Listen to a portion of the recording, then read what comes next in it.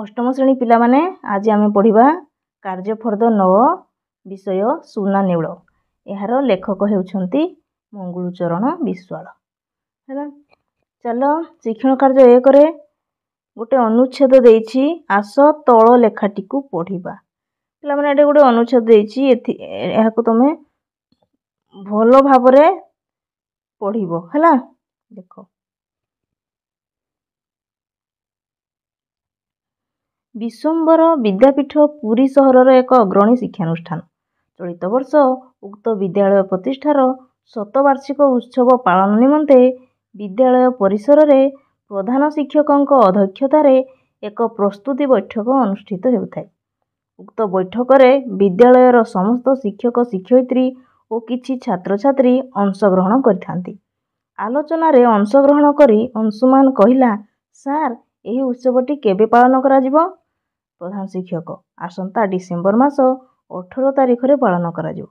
मिता, सार आपण एही उत्सव रे कोन सब करबा पई योजना करिसंती?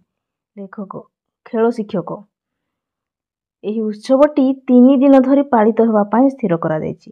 प्रथम दिन मासाल यात्रा सह नगर परिक्रमा, अपराह्न रे विभिन्न प्रतियोगिता, संध्या समय उद्घाटनी समारोह, अतिथिंक द्वारा प्रदीप प्रज्वलन, माल्यार्पण और परिशेष रे सांस्कृतिक कार्यक्रम मान करा जिबा निमंते आपाततः स्थिर करा जायछि। रघु, सार एही उत्सव को केउ माने अतिथि रूपे निमंत्रण करा जिवो? गोपबंधु, सार मु भाबुछि ओडिसार मान्यवर राज्यपाल को उद्घाटक तथा मुख्य अतिथि, पुरीर मान्यवर विधायक और जिलापाल को सम्मानित अतिथि रूपे निमंत्रण कले भलो हुअंता। प्रधान शिक्षक अच्छा ठीक अछि, ताहा ही करा जिवो।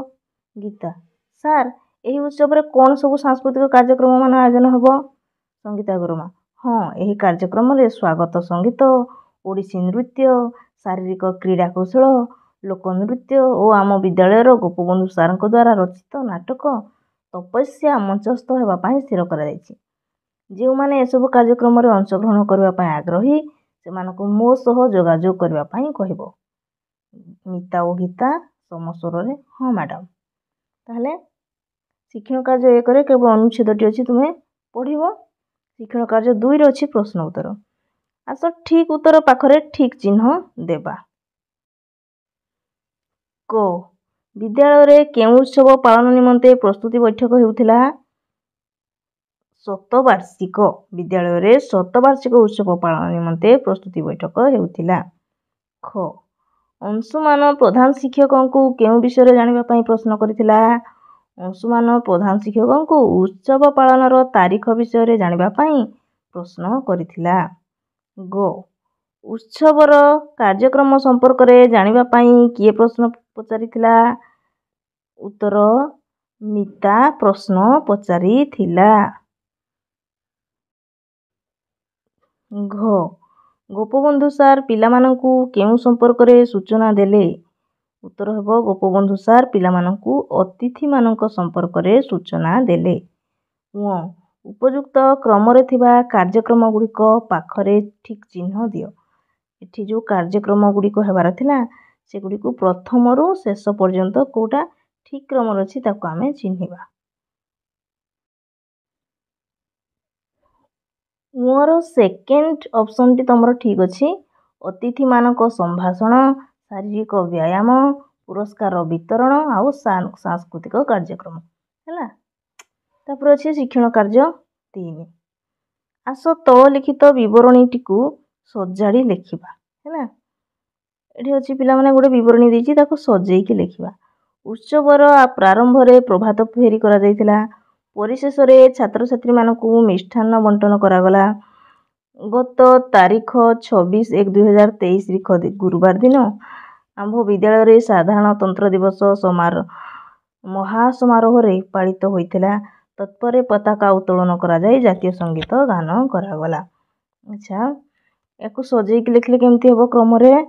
गत 26/1/2023 गुरुवार दिन आंभ विश्वविद्यालय रे साधारणतंत्र दिवस महासमारोह रे पालित होइतिला। उत्सवर प्रारंभ रे प्रभात फेरी करा जायतिला। तत्परे पताका उत्तोलन करा जाय ଜାତୀୟ ସଙ୍ଗୀତ ଗାନ କରାଗଲା। ପରିଶେଷରେ ଛାତ୍ରଛାତ୍ରୀମାନଙ୍କୁ ମିଷ୍ଟାନ୍ନ ବଣ୍ଟନ କରାଗଲା। ହେଲା, ଏମିତି କରାହୁଏ କି ନାହିଁ? ଶିକ୍ଷଣ କାର୍ଯ୍ୟ 4। ଆସ ତଳ ଶବ୍ଦ ଗୁଡ଼ିକର ବିପରୀତ ଅର୍ଥ ପ୍ରକାଶ କରୁଥିବା ଶବ୍ଦ ଲେଖିବା।